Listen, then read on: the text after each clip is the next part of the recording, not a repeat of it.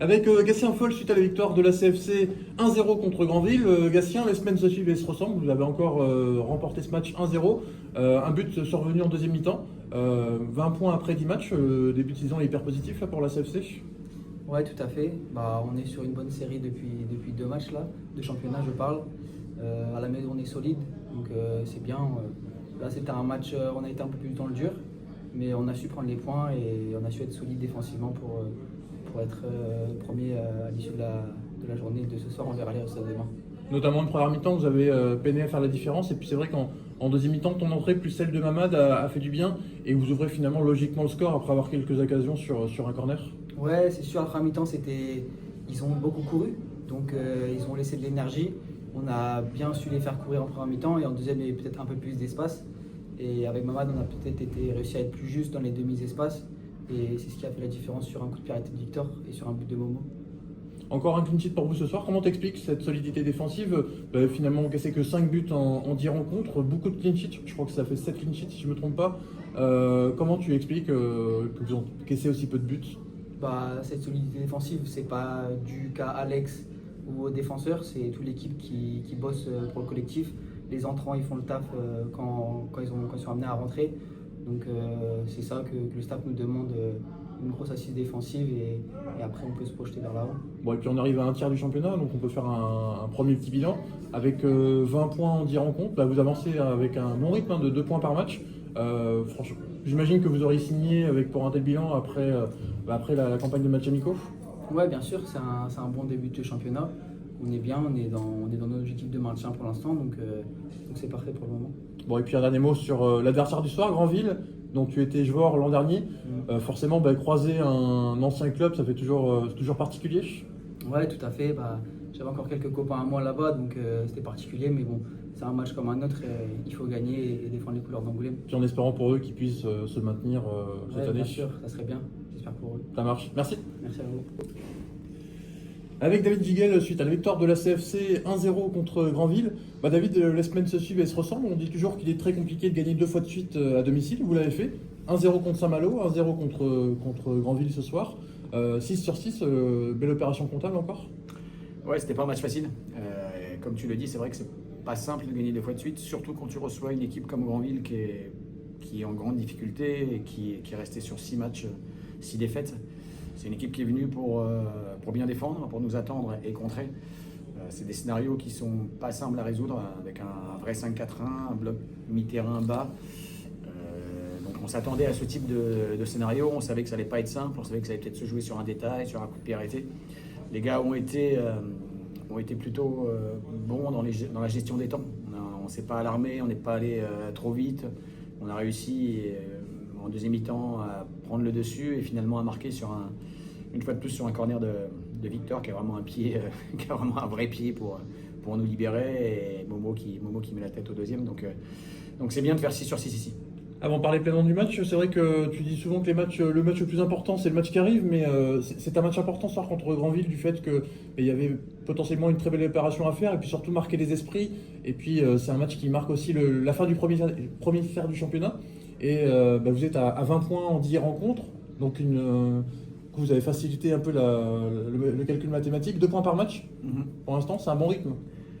Ouais, comme tu le dis, j'avais dit aux joueurs aussi avant à la causerie que la J10 c'était le tiers du championnat. Donc il y a quand même même si la hiérarchie elle n'est pas établie complètement sur le championnat. Il y a quand même des points de passage. Ouais, je pense que ça c'est un point de passage. Donc le fait qu'on soit aujourd'hui avec 20 points, ça nous rapproche bien des 35 qui permettent de se maintenir et puis ça nous permet aussi de continuer à être dans le haut de tableau avec les meilleures équipes et c'est ce qu'on recherche tous quand on est compétiteur. Je l'ai dit aux gars, c'est quand même mieux d'être dans ces positions-là que d'être derrière et ce qu'ils font depuis qu'on a repris, c'est il y a de la qualité dans les entraînements, dans les matchs, donc on n'a rien volé à personne et le fait qu'on soit aujourd'hui avec 20 points, c'est une belle perf.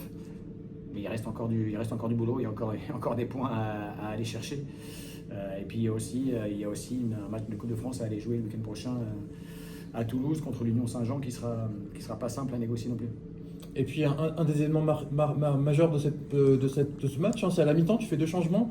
Qu'est-ce qui manquait justement en première mi-temps pour parvenir à déséquilibrer cette équipe de Granville? Déjà les 2 qu'on a changés ont on fait une mi-temps qualitative.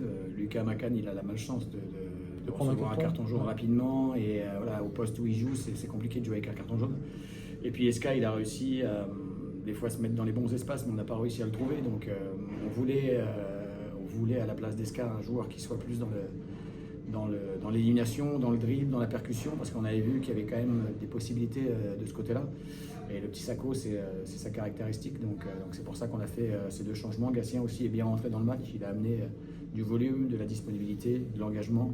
Donc dans un match, c'est toujours comme ça. Il y a toujours des gars qui sont titulaires au départ et des gars qui sont titulaires à la fin. Là, on a eu Eska et Macan qui étaient titulaires au départ. Et les titulaires de la fin, c'était Sako et Gatien. Et les quatre ont bien rempli leur rôle. Et d'ailleurs, on a vu Matt beaucoup provoquer, et obtenir des coups francs et des corners, et c'est sur un nouveau corner que vous marquez. Alors, j'ai pas forcément la stat en tête, mais vous marquez beaucoup sur coups de pied arrêtés, sur coups francs, sur corner. Notamment les défenseurs, hein, les 3 centraux ont scoré cette saison. C'est vraiment l'une de vos forces, et les semaines passent, et vous continuez à appuyer sur ces forces-là. Finalement, les équipes vous scrutent, mais vous continuez quand même à être performant dans ce domaine. Ouais, bah déjà, avoir des coups de pied arrêtés, ça veut dire qu'on déséquilibre l'adversaire et qu'on obtient des choses. Donc ça, c'est déjà bien. Ça veut dire qu'on est souvent là-haut et qu'on a beaucoup de coups de pied arrêtés. Et puis la deuxième chose, c'est qu'on les travaille. On travaille très régulièrement en semaine les coups de pied arrêtés, que ce soit les corners ou les coups francs. Et puis la troisième chose, c'est qu'il faut aussi les joueurs pour pouvoir mettre en place. Comme je me répète, les Victor a vraiment un pied exceptionnel sur les coups de pied arrêtés, et puis on a des gars qui sont bons de la tête, qui s'engagent bien. Donc tout ça fait qu'effectivement on marque beaucoup de buts de la tête, mais c'est 30% des buts en général au haut niveau. Donc ça permet de débloquer ce type de match où c'est dur, où les adversaires sont bien organisés. Donc, continuons de les bosser, continuons de marquer des points comme ça nous permettra de marquer des points en classement. Bon, et pour finir, vous repartez du coup sur une alternance Coupe Championnat avec ce déplacement en Coupe de France. 7e tour, il y a potentiellement un 8e tour à domicile qui peut se profiler. Comment tu vois un peu ce dernier mois et demi de compétition jusqu'à la trêve hivernale là? Est-ce que vous êtes fixé des objectifs de comptable? Quelle projection tu fais? Déjà en coupe, c'est difficile de se projeter, c'est difficile d'imaginer parce que voilà, c'est des tours de coupe, ça c'est one shot à chaque fois. Là, on va aller jouer contre une équipe qui est allée en 32e l'année dernière, qui a éliminé au 8e tour Versailles, club de national. Versailles avec son équipe type.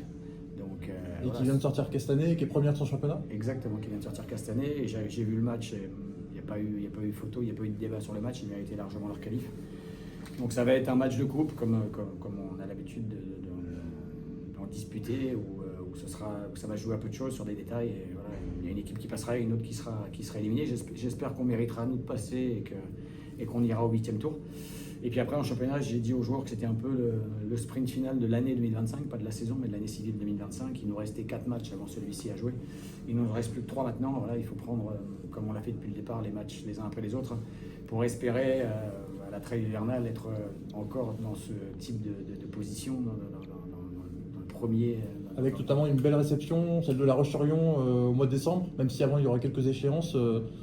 Franchement, forcément ce match-là sera un match au sommet entre deux équipes qui sont en haut pour l'instant. D'ici là, on n'y est pas encore arrivé. Il y a le tour de coupe. Après, il y aura encore des matchs difficiles à disputer. On le voit là avec cette équipe de Grandville qui est aujourd'hui avant-dernière, quand on voit la qualité dont elle dispose. Donc, tous les matchs en N2 sont compliqués. Et tous les matchs, il faut s'arracher, il faut bagarrer pour aller arracher des points. Donc, à nous de bien disputer ce sprint final. Il nous en reste 3 à disputer avant d'être en fin 2025. Si on arrive, si on est aussi exigeant, si on a envie de progresser, si on fait ce qu'il faut dans les séances d'entraînement pour bosser, et ben on peut être bien placé à la trêve hivernale et après pouvoir réengager sur un bon classement. Ça marche. Merci.